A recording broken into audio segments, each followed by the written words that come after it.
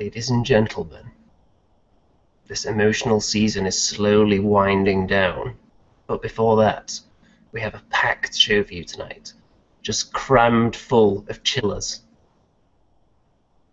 Not quite, but you'll see. Welcome to Season 4, Episode 7 of Chilling Wargamers. I'm your co-host, Andy2D6, the professional. Joining me is one of our regular chillers, Captain Nobody. Hello. How are you today? I'm good. Anything else to say? No. Right, living up to your name. Next we have my regular co-host, the co-pilot, steering this vehicle through its perilous voyage, dodging icebergs and meteor showers all at once. We have Mr. Spud Tate, the chicken murderer. Yes! Base! How's it going, Mr. Andy? It's going well. How's it going in Chickenville? It's absolutely lovely over here this time of year. It's delicious. Now, is it true that you've got Captain Nobody sat with you there? I have, yeah, he's a nice guy. He is, he's a bit quiet though. Yeah, he's just one of those guys. He's just, he's got a bit of a sociability problem. Hoping he's going to speak up a little bit in Season 5. I hope so, yeah. We're going to introduce him. He might be his first guest on Season 5, so... We'll see. Speaking of guests, we've got a double whammy of guests for you tonight. We've got the 40k Amateur Hour. Everybody. Hello. Howdy. How's it going, guys? Not too bad, you? Pretty damn good. All the better for being in this jam-packed hangout. Overflowing with people. I think I've met Captain Nobody, but I wasn't sure. Isn't his sidekick Professor Wow? Could be. He's got one of those faces, though. You could be getting him confused with somebody else. Now then, would you like to tell us a little bit about yourselves? Sure. You want to go or do you want me? Well, actually, there's three of us, but one of our cohorts couldn't make it. His daughter was graduating from high school, and we thought, really? You're going to miss this for a graduation? I think somebody needs to get their priorities straight. That's what we said. Yeah, he's got two other daughters. So to stand in, we do have Chad the Cthulhu head then. So that would Hi, be Chad. That's a more than adequate replacement, I think.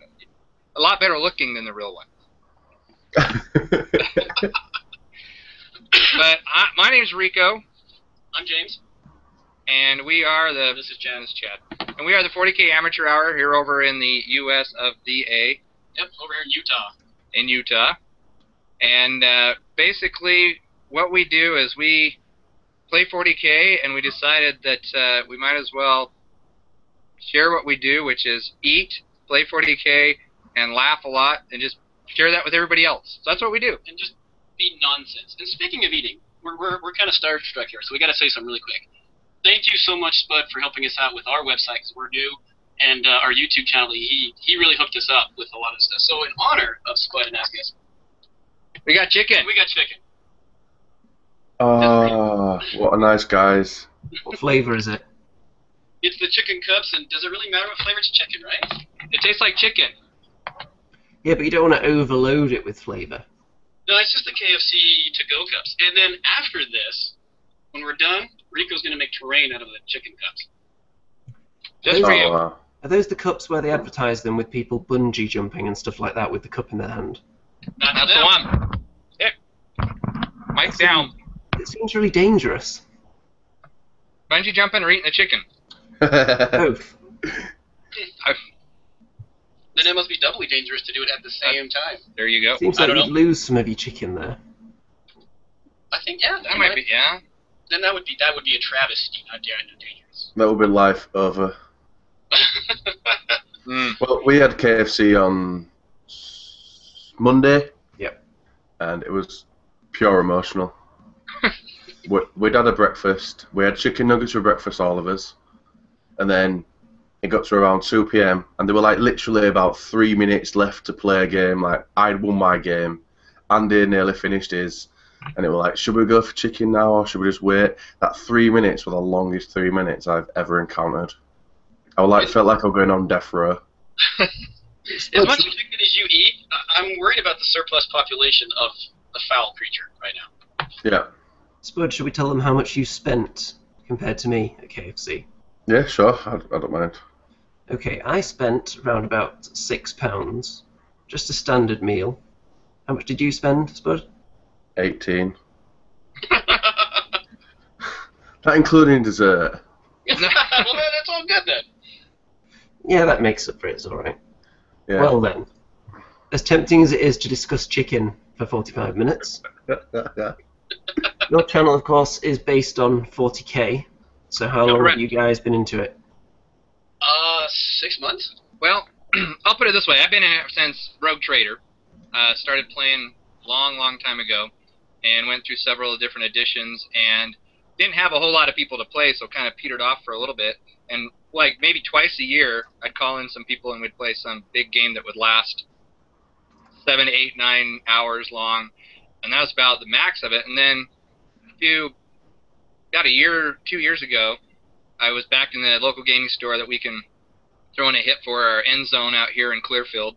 They do a lot for us, and so one of the guys that works there, he said, hey, you need to get back into it. So I bought the latest edition of rules and started getting back in, get my armies up to date, and just started playing. So I got Chad giving over and starting to play, and he started enjoying it, and he went crazy over it, and within a month or two, he had like 7,000 points of Marines or something, and just went all out and started playing. So we were over there at the store playing, and this guy shows up without pretty much no clue what he's doing.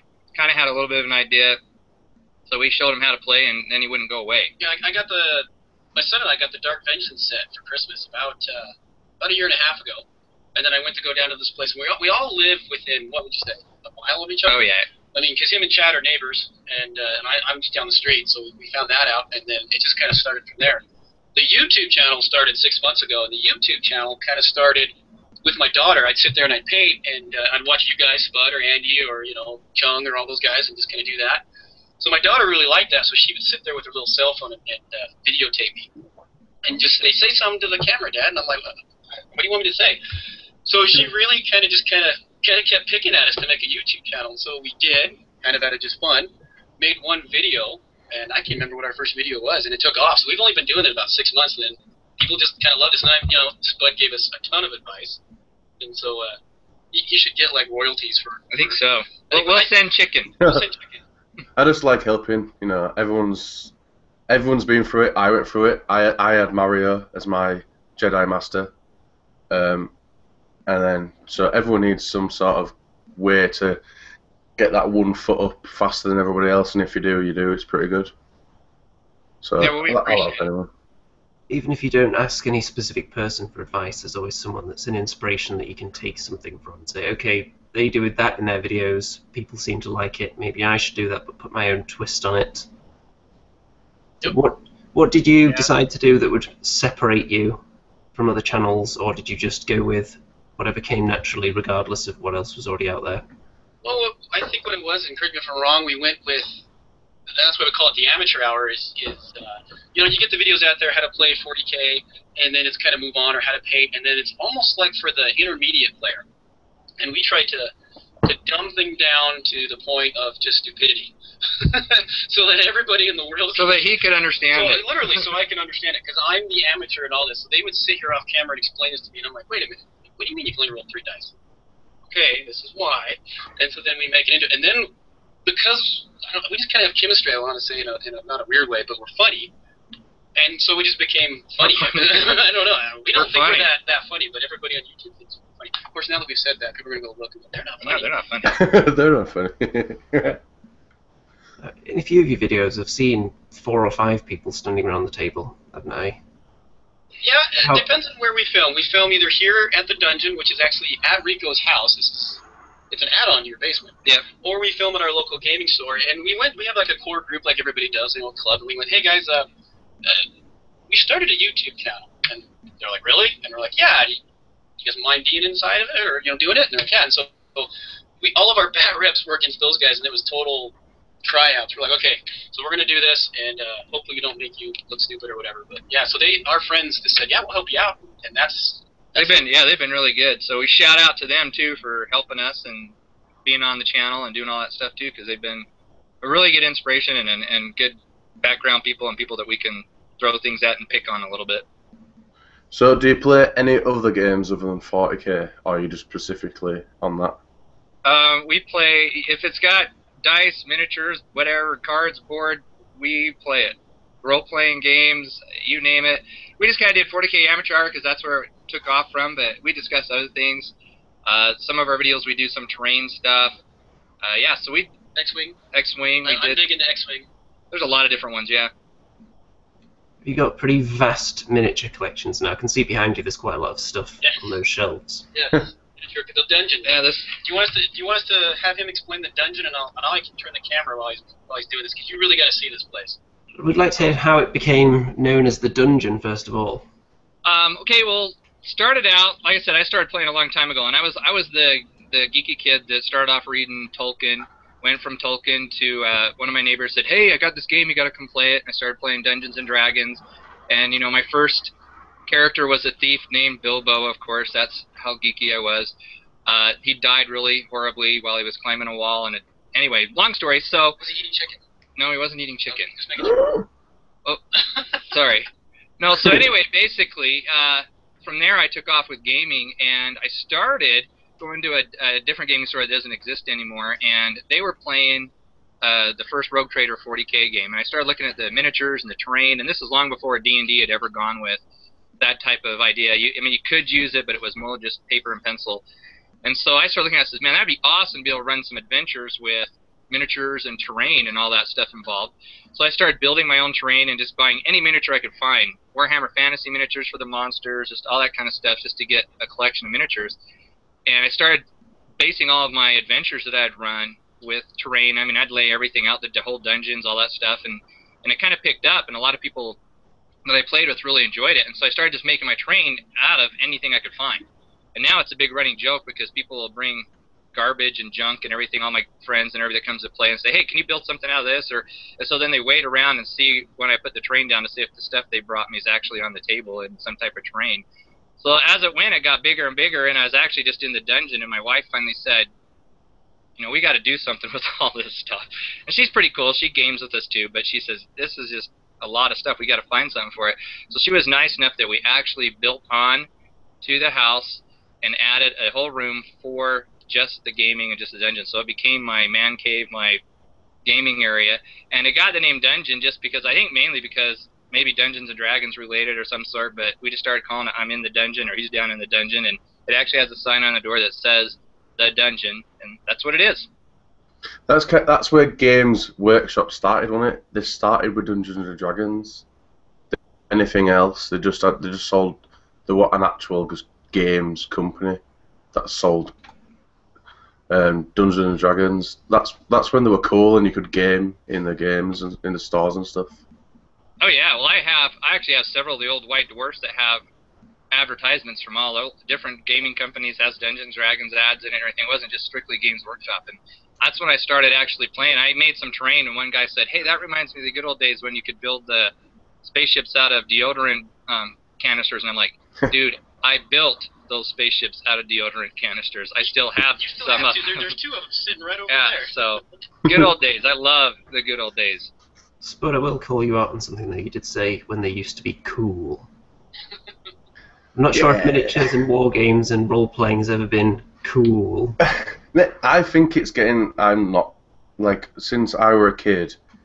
It's kind of not. I'm not saying it's caught on, but I am not. Well, personally, I'm not bothered about telling someone that I do it. It's really hard to explain to them what I do, but I'll still tell them. I think a lot of geek stuff and board games is becoming a lot more mainstream now, but I'm not sure war gaming's quite there yet. I think Big Bang Theory helped a lot of the geeks out, to be honest, and I'm not even lying. I think when Big Bang Theory's come out, everyone were like, this is rubbish, but then like I caught onto it because it a lot of stuff in that related to like what I did and stuff like that. So and then I think everyone else caught on with it, and like the normal people caught on with it, and they were like, I can't believe it's actually these people, and it's like, oh, yeah, there's loads of us. I'm not bothered, I'm one. We all came out of our caves and our little Our gaming our cave. gaming rooms and went, oh, Yeah. there's none. Well, I It's- agree with you. I agree with you on that aspect of the.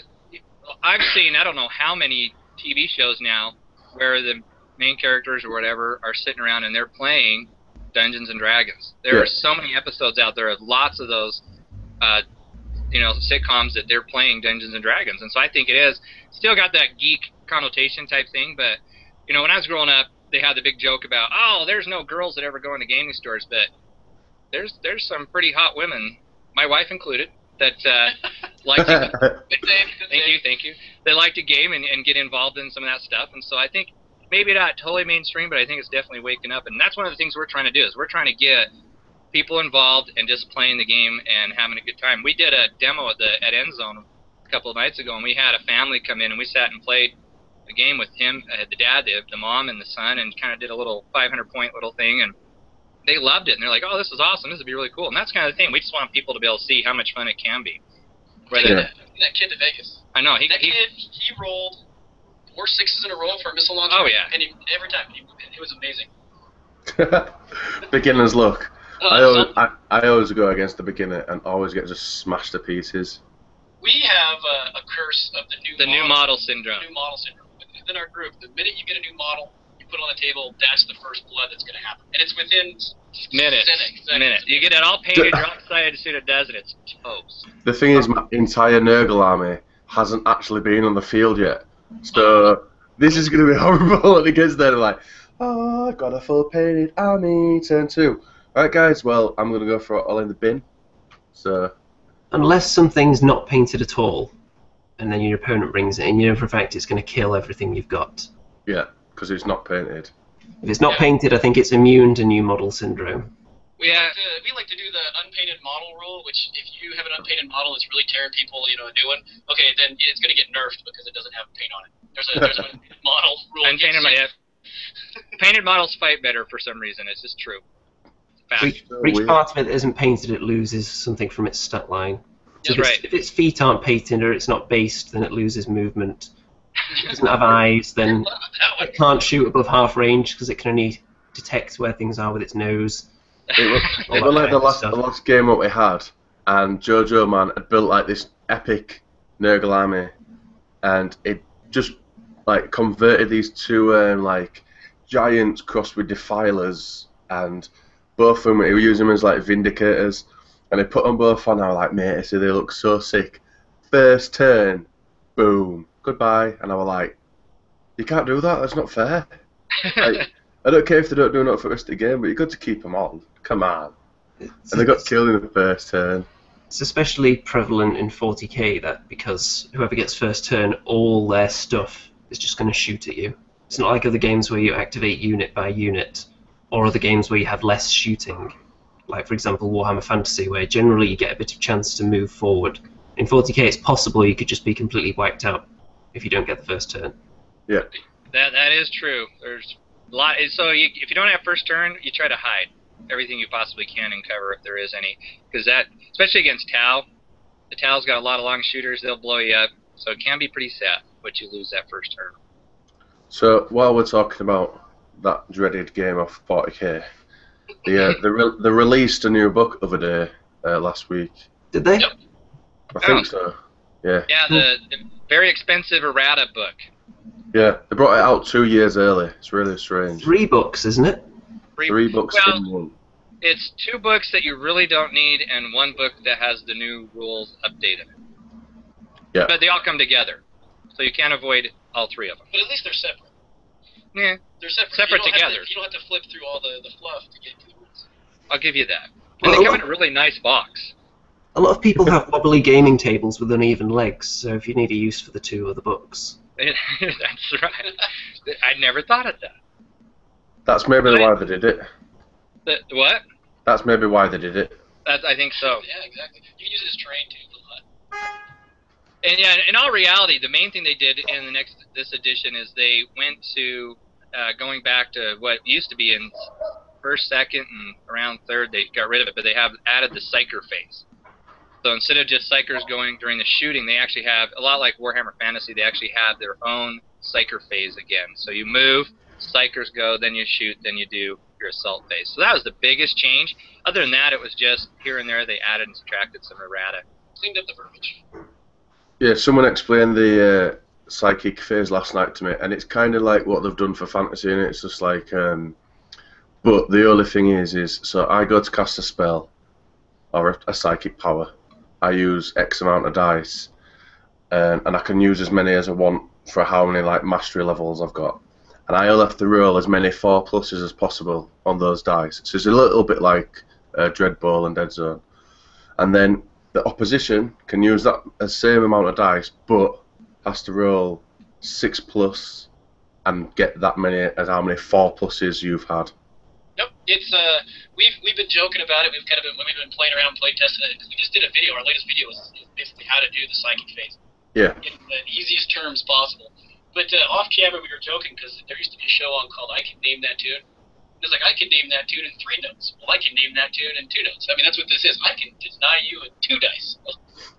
It just seems that like if the opponent takes Psychers, they're going to be massively in front of the other player. So it's kind of like another thing you've got to take Psychers now, especially if they're a very like attacky psychic guys. Yeah, like demons, like I reckon they could be pretty disgusting. Well, that was one of the things they added onto it. They added 2 new entire kind of disciplines in there. It's the demonic one where you can either summon demons or you can make them disappear. You know, you can unsummon them and banish them. So yeah, there's going to be a lot.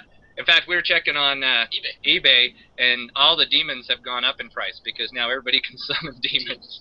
So it's like, oh, got to get some demons because I got to be able to summon my demons. And so yeah, that's a big difference now. You're going to have a lot of demons. They always seem to bring in a couple of new rules that mean you need to have a lot of models on standby that you're not really using. Yeah, they like doing that, don't they? Yes. Yeah, we were talking just before this broadcast. We were talking about the Unbound thing, and you know, I don't think it's going to affect the game so much anymore as everybody thought it was. What kind of torqued me a little bit, because I'm actually really happy with the rule. What irritated me was everything can score now, with a few exceptions. I mean, there are very small exceptions, but everything can score. And again, I learn a lot of my stuff from YouTube, and I subscribe to Fritz 40K, and he subscribes to, if you haven't seen it, he's got a philosophy of turn 5, you win, which is you can get all the fancy models beat to heck, and as long as you control the objectives, you win. And I've done it to guys at the club, and it drives them absolutely nuts. So, hey, Fritz, thanks, because it works. But now, not so much. You can't do that turn 5 thing because everything can score. Drop pods can score, buildings can score. So are people really going to take infantry units anymore? You're going to see that little infantry unit kind of go away, and more along the lines of Titans, because now they can take the 5 Riptides, and they can all score. You can do all that kind of stuff. So I was okay with unbound armies as long as the infantry still had the score. So you still had the little guys running around. But now, I don't know. Don't know yet. We haven't played that many games yet to really form any kind of opinion on it, to tell you the truth. Yeah, because it's everything can score, but troops actually count for more, don't they, or something? Well, if you have a bound army, which means you still follow the force organization chart, you get 2 bonuses. The first bonus is you can reroll your warlord traits, which is okay because most of the time you roll one that does you absolutely no good. But the second one is if you're fighting an unbound army with your bound army, you can hold an objective, and even though they have a unit that can stand next to it and try to deny it, you can still hold it. So that's the bonus you get. So you hold it against them no matter what. You're instead of contesting like in the old rules, you own it. You own it. They have to kick you off of it flat out if they're an unbound army. Okay. Obviously, the whole unbound armies thing obviously comes down to money, because instead of just buying one of the really cool model, you can buy 5. But a lot of people are saying that it'll help people create narrative armies and things like that. But the people that would want to do that were already ignoring the rules to do that anyway, because they weren't competitive players. Like me. Well, that's one of the things we thought about too. Is it's going to come down to somebody's going to show up at your game store. They're going to pull out the 7 Riptides, and you're going to go, no, I'm not going to play that one. But I mean, if you've got an unbound that you want to try too, you might say sure. But yeah, there's going to be a lot of people going, I'm just not going to play that. So I think it'll get limited a little bit just by your own gaming groups where people are going to know, yeah, you're not going to play me when I have 7 Riptides, so I'm not going to bring 7 Riptides. So Well, We have a running joke in our club. I have a coloring book and a box of crayons in my bag that I take all the dice and everything. If you show up with like 1,900 Riptides and want to play me, I hand you the coloring book, I hand you the crayons and say, go in the corner and color and come play me when you're serious. I've emailed Games Workshop and asked them to do another errata for the Unbound list. If someone does bring multiple units over the times of 3, they get punched in the groin area really hard by their opponent. But you got to give their 6+ T-shirts A first. Yeah. Only if they're wearing a long T-shirt. That's 5+ then. with But a cod yeah, this I discussed it last night with some other people, and they were saying that like it could kind of destroy the tournament scene, or because there's not going to be as many competitive players anymore. But I said, but they all like agreed with this other guy, and then I was just like, well, personally for me, I like how they've done it because even though I didn't care before and I just did what I want, but now I've got the rules when I can just do what I want, so I don't even have to ask anymore. I can just be like, right, well, I'm going to have this Chaos Dreadnought and these Orcs.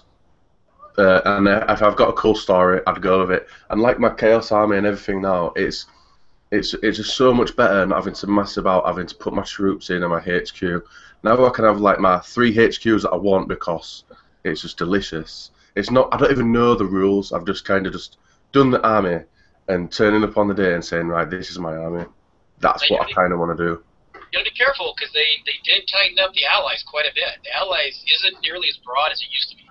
There's only a couple battle brothers, so that kind of evened things out a little bit. What I think really did really well was that you either love them or you hate them. From what we've seen on YouTube and comments we've got, which is the tactical objective cards, and that's really where I think you're going to see somebody with 5 Riptides. But yet I've got these sneaky objectives. Again, turn 5, I win, even though. The only way it seems like to me that if you have an unbound army is you're going to table me. Because a smart player will adapt. And that's why I like that. Everybody complains, 40k so unbalanced, and you bring a cheese list. You know what? Bring me your cheese list as long as it's not like super Death Stars all over the place. Because I'm the kind of guy that wants to figure out how to beat you with like nothing. I'm going to bring Space Marine scouts and crude, and I'm going to figure out a way to beat you. And that's kind of the way I like to play. So I think those tactical objective cards for players that play like me, that's where things are going to really even things out a little bit. Yeah, and what those are basically, just if they have the normal 6 missions that they had before in the original rulebook, and then they have 6 more which are called the Maelstrom missions. And what they do is they include the tactical objectives, and they give you some cards you can buy, or they're just listed in the book.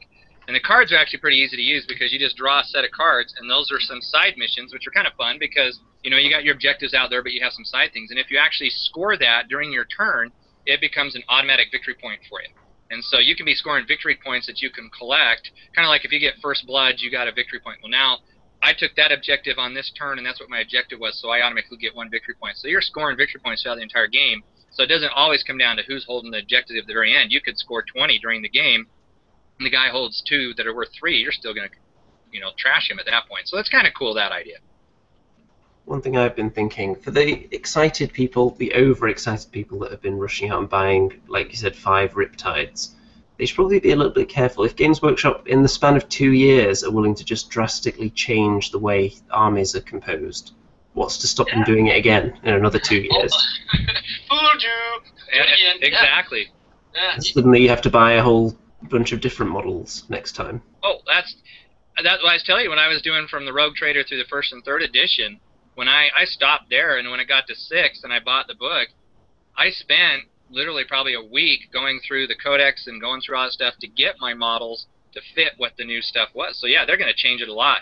And that's one of the bummer things is you get all the models, and all of a sudden it's like, oh, those guys can no longer carry that weapon, so you have to go through and kit bash all your guys. So I wouldn't doubt it. It's their money maker. They're going to put new models out. Every time a new codex comes out, there's some new models that go with it, and they're going to probably, they'll do it.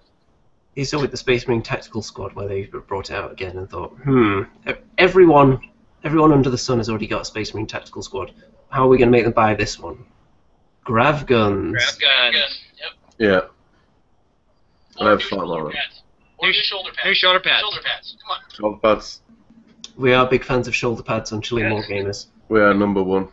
Yeah, we did our research. That's why we're giving it. Right. Yes. We do love some shoulder pad goodness. Now, we're going to get a tour of that dungeon, because Yes. I'm not convinced it's completely packed. I just think you've completely stocked up one side of it and the rest is just bare walls. So what we'll do is he'll talk, Yeah, the rest of it's bare, so... and I'll turn the camera, so because we're on a laptop, so I'll turn the camera. So, All right. So here's what we got. Which way where are you going? which way you want to go? We'll start here. All right. So this is Tell us if you can see. wall 1, basically. We're going... I thought I had a problem. Well, yes, my story is this. I went to Gen Con one year, and I got to Gen Con, and the first thing I did is I picked up my cell phone, and I dialed and called my wife, and she says, hello, and I said, hey, it's me, I just wanted you to know that I'm okay. She goes, well, I'm glad you made it there. I says, no, I'm telling you, I'm okay. She goes, well, what do you mean? I said, well, if you met half the people here, I'm not nearly as weird as these people, so I'm okay. So, Spud, you're okay, because I'm might be a little weirder than you. So right here, James is showing you. This is the 40K wall. It goes up here. There, well, maybe you might get a little seasick. All the way down here. There's terrain. There's all the miniatures. Goes all the way around this way. And this starts into some different games. You asked if we play different games. This is some fantasy, different fantasy games. There's some D&D. There's some Warhammer Fantasy. There's some terrain up there, all the way down to the floor. You can see there's throughout. Okay, keep going. There's my head. You got it. All right, then coming around this way, there's some more terrain, more miniatures. Going around this way. This is where most of the terrain stuff I make goes all through here. And then tell me if you're getting seasick or not. Then going all the way, and then this back wall over here is Board Game Central, where we get into all the different other games and things that we play. So go ahead. If the apocalypse comes, you may starve to death, but you'll be alright for a while in terms of games. You won't be bored. We'll be hungry, but not bored. We're stocking up on chicken right now. Do you have any painting supplies down there? Because Spud is a proponent of eating some of those. Speaking of, look at this guy. Sammy a clear red. Actually, I did notice right before we started when Spud had the camera going that he does the same thing that I do when he's painting. He licks his brushes. So I just want you to know that I do the same thing. I lick my brushes. And we were all painting. And I picked up one of my friend's brushes unmistakably and still had paint on it. Yeah, that doesn't taste as good. I got that beat. I was painting and I accidentally picked up the cup of spare water that you dip your brush in and drank it. So, important safety tip out there, kids. A lot of water is the way to go when you paint. You know, we all kind of have our niches, I guess. He's got the model collection. He's got the room to play. You didn't even talk about the table. Oh, yeah. So, we'll get to that. Real quick, it'll be his table. But if we ever have a question about anything, he knows it. And he knows the background. Hey, how many dice do we roll for whatever?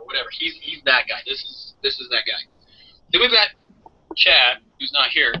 And he keeps us honest. Now, he doesn't know all the rules, but the rules he does are the ones that commonly are either cheesed, people get wrong, or try to bend. And it's like, hey, Chad, this guy's trying to cheat. He's got it down. He's also the WYSIWYG. He is Mr. WYSIWYG. If you don't have it on the model, forget it. I ended up going last year to Valhalla out here in Utah, and I had the great pleasure of meeting people again like Chung and Austin for Brush for Hire. And I sat in a class with those guys, and they, within 30 seconds, sold me on an airbrush. Not just because, but what you can do with it. So I came home and I bought an airbrush, and so then I ended up being the painter of the group. And so Rico will go and buy a model, and he absolutely hates putting it together. So he'll hand it to Chad. Chad will put it together and convert it, and then sometimes he hands it to me to paint, and then he comes and crushes us both with it. So it's like the circle of life. Yeah, it's amazing how like much Lion King. That weird chemistry we have together. I was really afraid you were going to say the circle of love. Yeah, we're friends, but life, maybe. Okay, I go with that. I think we'll have to consult the Allies chart before we condone that behaviour. Yeah. I think it's beyond allies of convenience. But the table. So tell us quickly about the table. Which the computer is sitting on? So in that gaming room that you just saw a quick tour of with all the miniatures and everything, floor to bottom, Wait a minute, Florida top. Anyway, so to go with that, I wanted a table because we were playing all these different games, and you had your books and your dice and everything sitting on the table. And so I had this, 8-foot long table, and you're playing on basically 2 feet of it because all the books and everything. I thought, well, this is just a waste of table space. So I actually went to a friend of mine who has a wood shop, and I designed just on graph paper, just because like I said, I build terrain stuff. I'm not a professional carpenter or anything. So just on graph paper, I designed this little table. Said, hey, is this possible to build? He looked at it and said, yeah, we can do it. So I put a collection jar on the table, and every time we'd have a game night, people would come put their change in it until I got enough to be able to pay for it. And so we custom built this gaming table. And I don't know if we can, it's kind of hard to see, but basically there's a video on it. There's a video on it, but it has inside, it actually has tubes so you can send messages back and forth. We use old racket balls that we split to like a coin purse, put the message inside, and they roll through the tubes, and we can send messages back and forth through the inside of the table. Everybody has their own cubby space that has a light. So all books, dice, and everything. So when we're playing role-playing games, you're just inside your little cubby. If we're playing 40K, your armies and everything are sitting below the table. And the table, as you can see, I'm standing at it, hits you about gut waist, so it's perfect for playing and everything like that. So if you're actually sitting in your chair, you're kind of like this. But when you stand up, you can get around, you can do some things. But yeah, everybody has their own light, their own cubby, their own bookcase, put their books. So it's actually a pretty nice table. It's on, like I said, it's on our channel. We kind of give a tour of the dungeon, and you can see.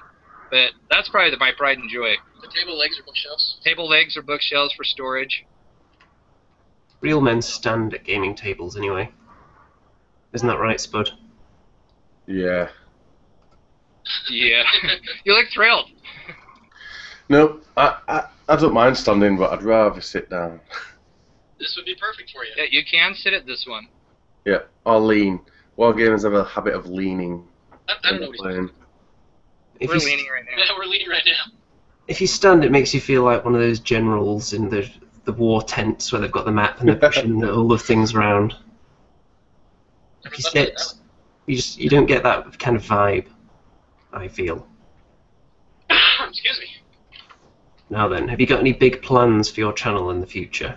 To branch out into different kinds of content, perhaps?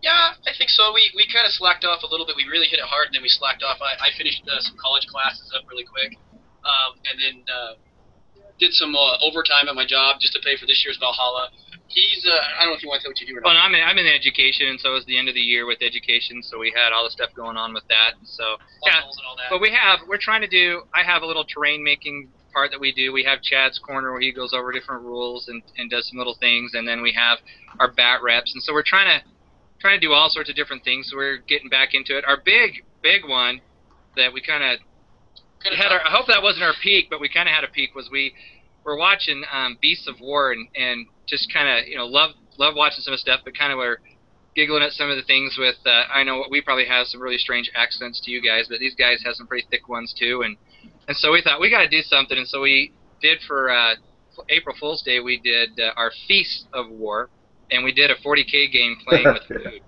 And if you get a chance to see that, it's up there. Beasts of War actually posted it on their page and gave us some kudos, so that was kind of nice because we were mocking them, but in a great way because we really do respect them. But yeah, we have our corn berserkers where we used actual corn, cans of corn. We had the Tal cheese where we had actual cheese, and it was really fun. So that was kind of our high peak for now. So now we're just trying to get to beat something like that and do some real stuff but fun stuff. Yeah, we got the summer coming up. We've got and it kind of, like I said, it was a really busy time, so we kind of slacked off. So we're coming back, viewers.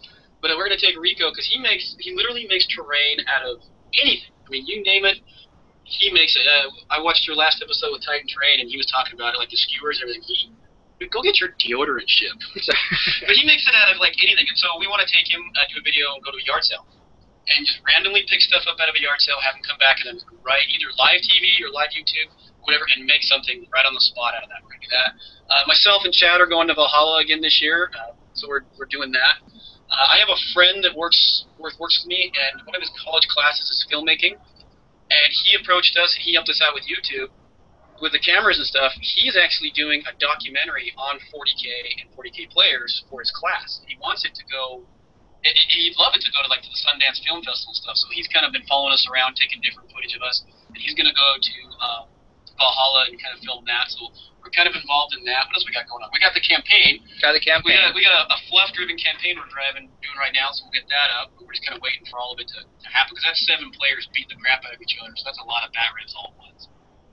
What else? I mean, there's a lot of stuff. Just like I said, it was just that one little short period of time where we kind of slacked off. But this is kind of our coming back meter right here. But and Andy. Do you have a deodorant ship to show us, perhaps? Oh yeah. Well, this is one of them, so you can see that's there. You got it. Anyway, so that is made out of deodorant.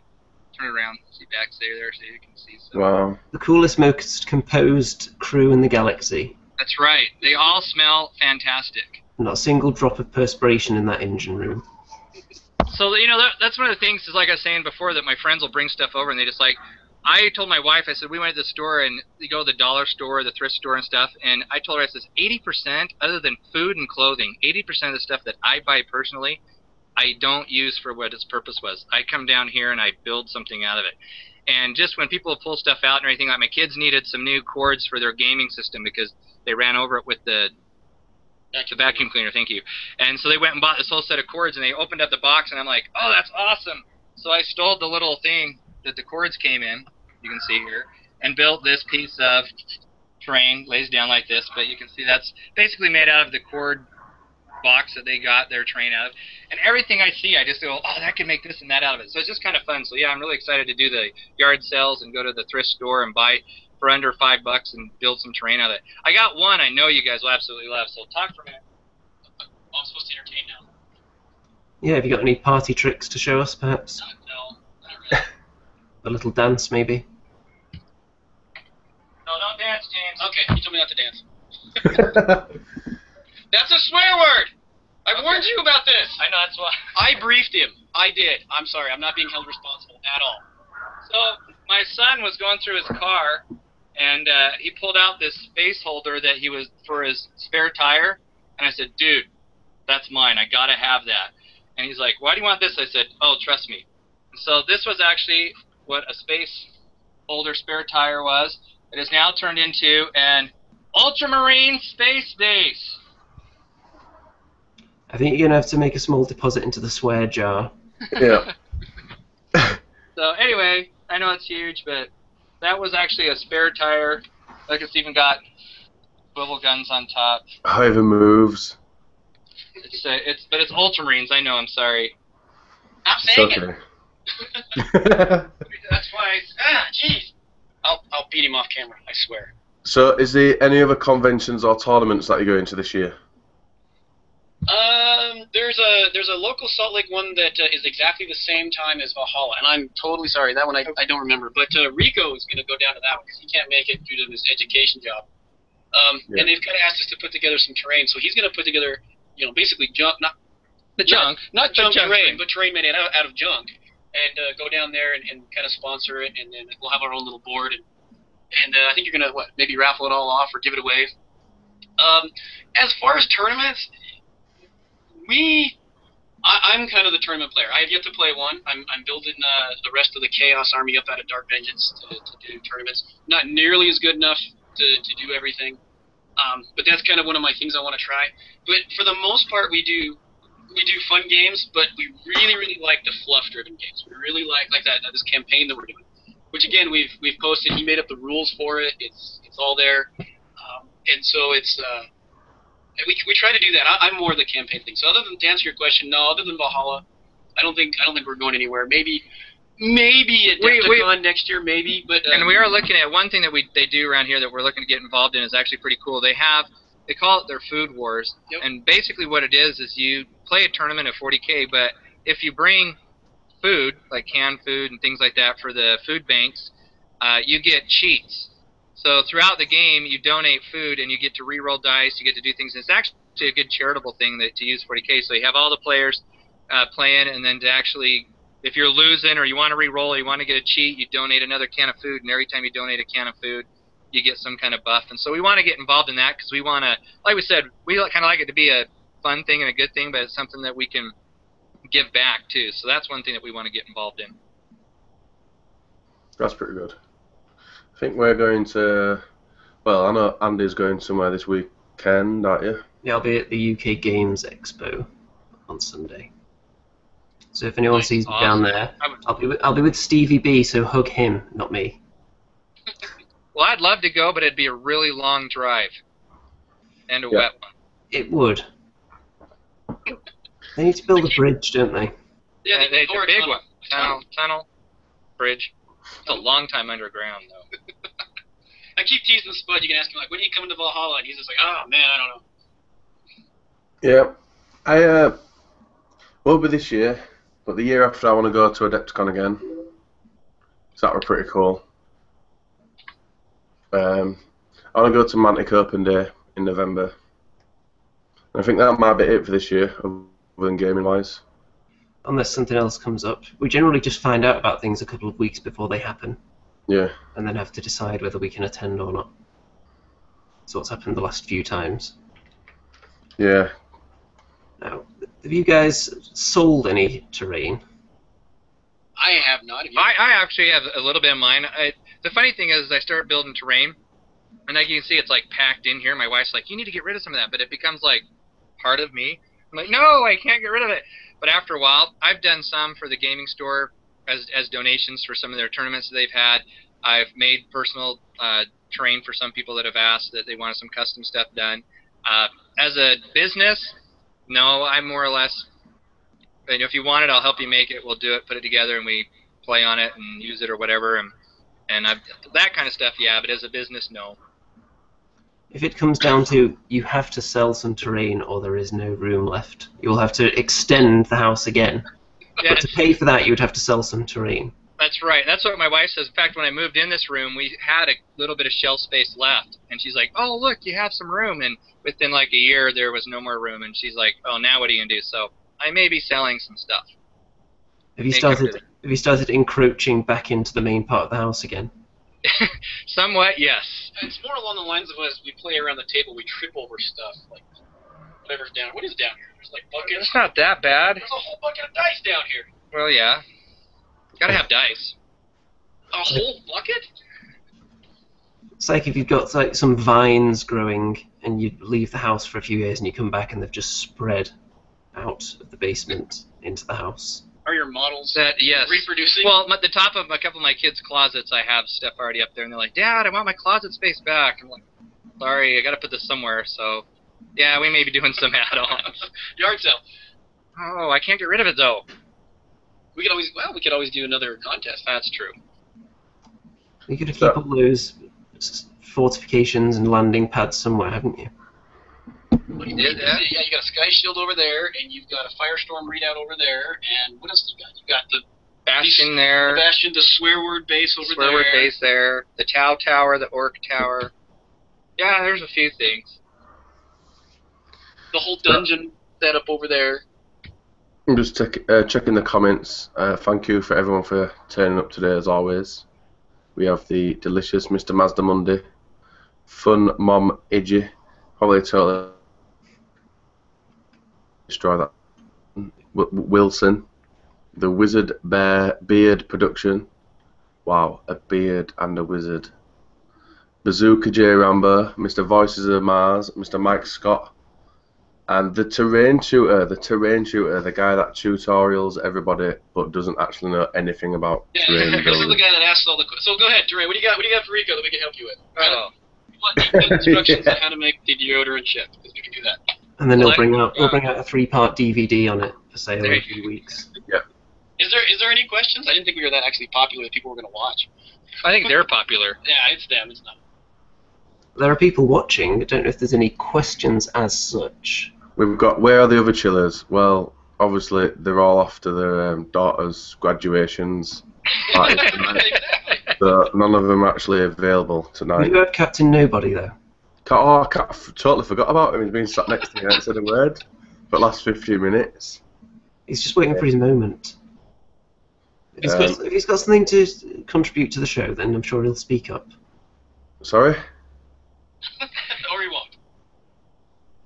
I can ask him, but he might not do anything.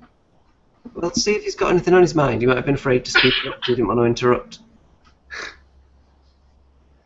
He's very polite. Have you got anything to say, Mr. I've even forgot his name. Captain, come on. Captain, come You on. invited him to your house. You must know him a little bit. Captain Nobody. So, how have you been today? Have you enjoyed the show? Yeah, that's it. That was deep. Yeah, I feel like we really connected with him on a really serious level there. it's because he just loves us so much. He just can't help it. He's just sat there, just because I got him chained up. That's why. Is he eating a chicken to go cup? Yeah. Well, you gotta take the ball gag out of his mouth if you want him to talk. Says the guy with the dungeon. Yeah. Oh, hey. Good point. Now, speaking of delicious, it's time for a delicious part of the show. Spud, do you have the sound effects ready? Of course I do. I always have the sound effects ready. Every single week I have all the sound effects ready. Because it's time for the poem of the week. As always, I've got the sound effects ready. Right. Oh, there they are. Sorry, I lost them a few minutes. Captain Nobody must have been messing about with my computer. So, Andy, are you ready? Hold on. Yep. What they don't know about 40k ain't worth knowing. In the fields of YouTube, it's knowledge they're sowing. Where their talents end, there's no telling. Although it's probably at basic spelling. With their tips and insight, you'll feel the power. Because they are the 40k Amateur Hour.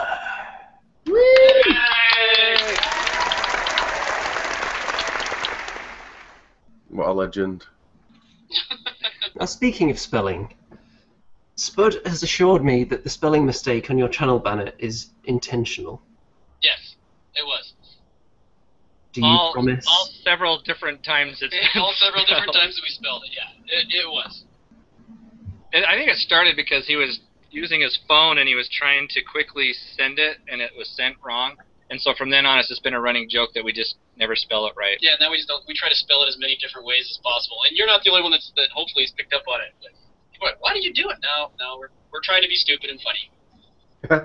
It's like Def Leppard. They didn't spell it right. Says you. Does anybody know who Def Leppard even is? I'm old.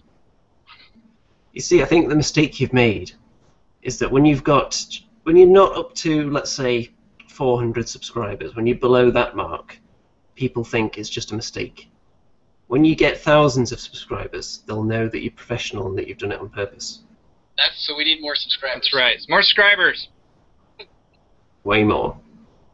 How many do you have at the moment? Oh! How many do you have? Is it about 300? 50 or so? Yeah, almost 300. Wow.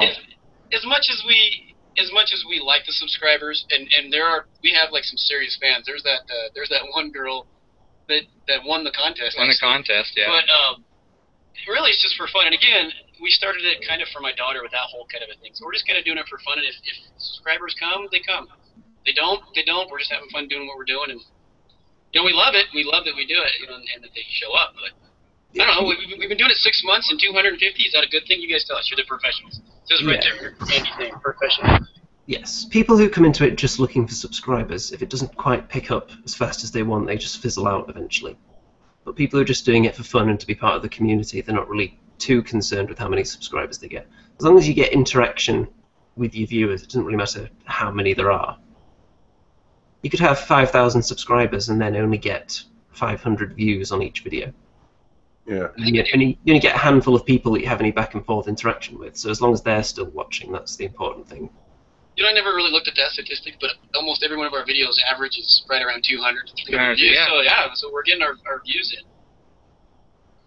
in. Yeah. 40k is quite a a popular subject as well, so it comes up in a lot of other people's feeds. That's like sometimes some of my videos kind of struggle to hit the right audience because obviously it's not 40k and some people just only like 40k of Games Workshop stuff. So, but sometimes though, like the Drop Zone Commander thing, that really took off the ground. I got like a high view count for that. But then some of my other things didn't really take off as much as my other stuff because obviously it's not 40k. If you're reviewing obscure products and things like that, people aren't going to be flocking to it just because they're not going to be searching for it. Yeah. They've never heard of it before. So it's just really your existing subscribers that are going to see it. Yeah. We knew we hit the big time when we got our really first good flaming guy that was really attacking us. Like, Yeah. hey, we've hit the big time. We just got We got negative trolled. comment. Negative comment. We just got trolled. So Don't you just love dislikes and negative comments? That's right. yeah, he went off on us. It was pretty. Makes us feel real. I know for a fact that Spud actually sheds several tears every time he gets a dislike. Yep. I don't actually get them as much as what I used to do, so I don't know if they've all just like passed away or something. I don't know. They were harbouring all that negativity and resentment, and they realised it wasn't affecting you. Yep. I realised I am a nice guy, so Yeah. why should I press the dislike button? But you know, and we have very loyal fan base because speaking of that guy that trolled us, he trolled us, and then next thing you know, the fans took care of him for us before we could even say anything. There was guys that wrote him personal messages that says, you know what, these guys are just having fun, back off. You know, they're not so serious, just chill. And so Yeah. that was actually really awesome when we found that out. So that made us happy. Was someone criticising your interpretation of the rules or something? It was what was it? The Astro Militarium review. We got some things wrong, and we realized it after we put. We're like, oh, that's wrong. But then it was too late. We just got destroyed. But you know, and we welcome that kind of stuff. Hey, point out that we got it wrong. Nobody's perfect. Because we're amateurs and don't know how to spell. We don't know how to spell. So, so they did it, but then he took it to the next level, which was, hey, his first comment was, you did this wrong. But then he just started to attack us, you know, started calling us names, and that's when everybody else jumped on him. And we're like, that was fantastic that he did that. There is a way of correcting people without tacking on to the end, you morons. It was a little bit more graphic than that, but yeah, that works. Yes. This is a family-friendly show, occasionally. Yeah. But last week, I want to personally thank everybody that's actually subscribed to me because I hit 1,000 subscribers last week. That's right, Awesome. you did. Woo! While I'm at work, like I'm stood at work, chilling, you know, just chilling, and I look at my phone, and I knew I were kind of close to 1,000. And I got like 3 emails saying that I'd had new subscribers, but I didn't know if they were for the Chilling Wargamers or my account. So I like messaged Andy, I was like, could you just do us a favour and check and see? And he was just like, yeah, you have. I was like, oh my god! Running around the streets. Of Leeds. We were ecstatic that we got 100. Did you remember that? I was talking to you, but I'm like, oh my Yeah. gosh, we got 100 people that actually like us. Yeah. And we're still ecstatic about Yeah. that. So yeah, but, again, it's nice. It's really nice to have the comments and the people, but it's kind of just our thing. And like I said, with my daughter and having fun. There's a little blooper reel. In fact, of my daughter, she picked up a camera. That's how much she likes to do. We posted it, but you can kind of watch it. We were playing a game, just kind of goofing off, and she picked up the camera and did her own little bat rep around us. A lot of people actually like that one. The problem is I posted it, and now she thinks she's famous, so she tries to be, you know, she tries to do it. I'm like, just act natural, and we'll put you on the camera.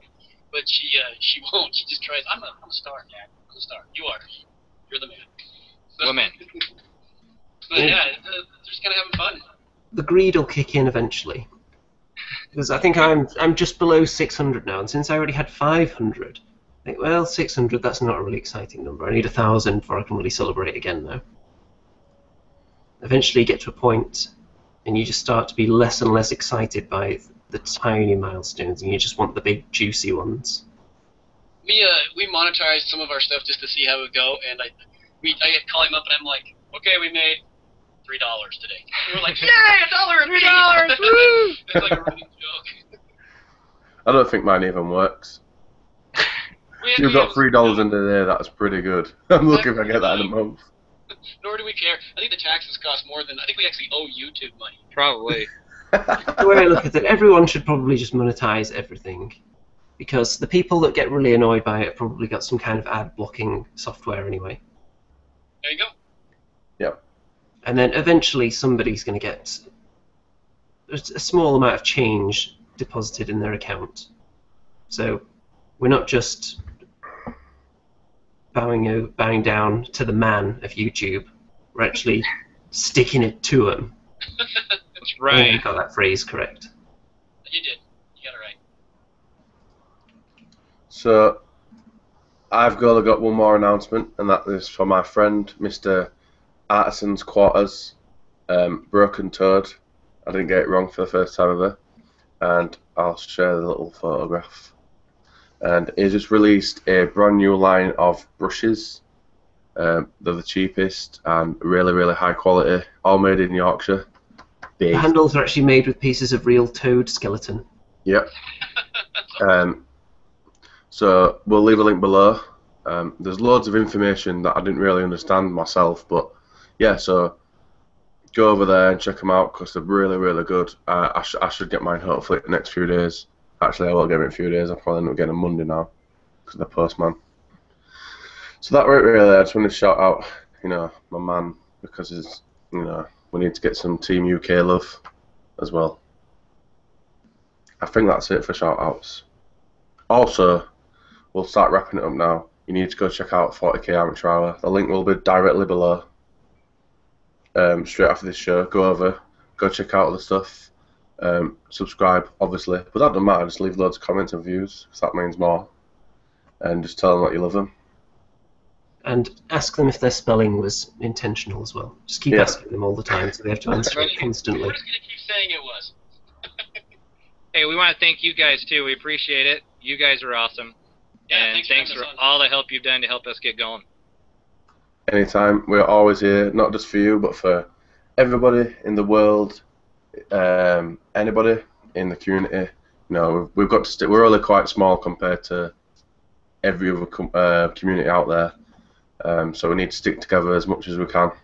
Well, the community is like a foggy winter's night out at sea, and we are the beacon to guide people through it. Yeah. I would say, as funny as that is, that's true. So if anybody's out there thinking, even remotely starting a YouTube, give him a shout out on Facebook or whatever, any of them, and he'll get right back to you. And you can even ask him how many times we're going to start this thing when you're having a bad day, and he doesn't get mad at you, and he still talks to you. Well, yeah, so I think that could be a show. It's been an emotional time. It is. Always. As always. I feel like we've really bonded, especially with Captain Nobody. Yeah, Captain Nobody, you're a sick guy, aren't you? Yes. Yeah. What a nice guy. He's got quite a voice. Yeah, you gotta finish that chicken, haven't you, before it goes Away forward? from the mic, you see. I can move the mic over if you want to. Yeah, go on. Hello. Did you enjoy the show, Captain? Yeah? That's good. Insightful as always. Yeah, full of information. So, 40k Amateur Hour, I'd like to thank you very much for both coming on this evening. Thank you, Cthulhu Chad, for turning up. Oh, we're talking to you, Chad. I'll definitely get you on one more time because it's been emotional. It's been really fun talking, and we'll catch up again.